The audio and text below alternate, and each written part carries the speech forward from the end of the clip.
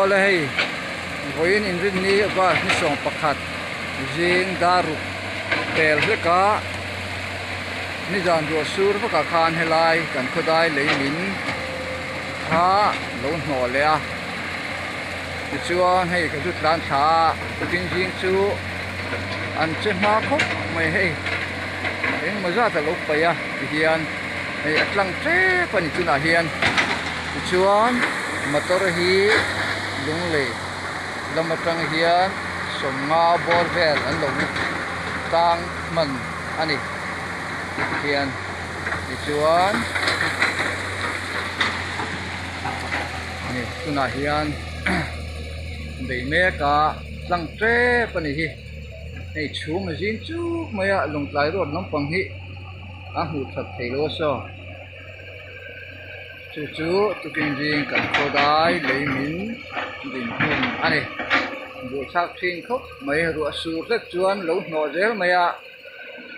let lak hlek hian helai hi kong jim lai tak alo ni ve bok nen le ron tol hlek chuan motor atang ani hal zel mai sia a buai thak khop mai le tuna hian pai zo chu ani de ong mai nei an tlang thei do ne alo mong khop mai ti kha kan han fiat ti lok ani le tuna hian lai tlang ta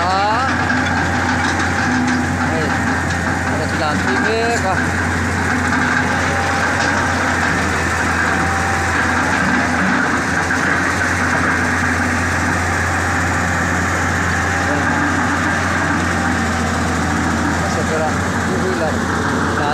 làm mê cái gì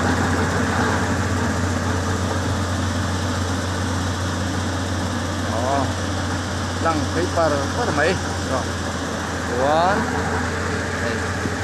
làm mê cái giống lì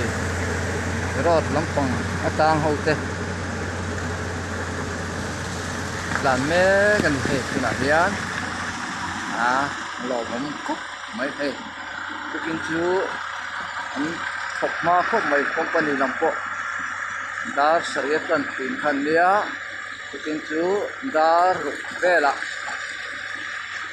an lo be tram dei to ni hian lang char ke to lo mong tin khop mai company la te an khop rin tin khop mai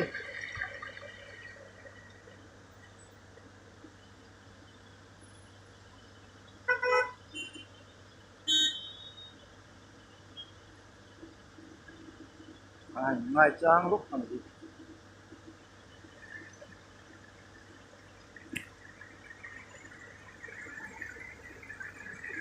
làm để cho không phải nó còn tốt thật đâu không phải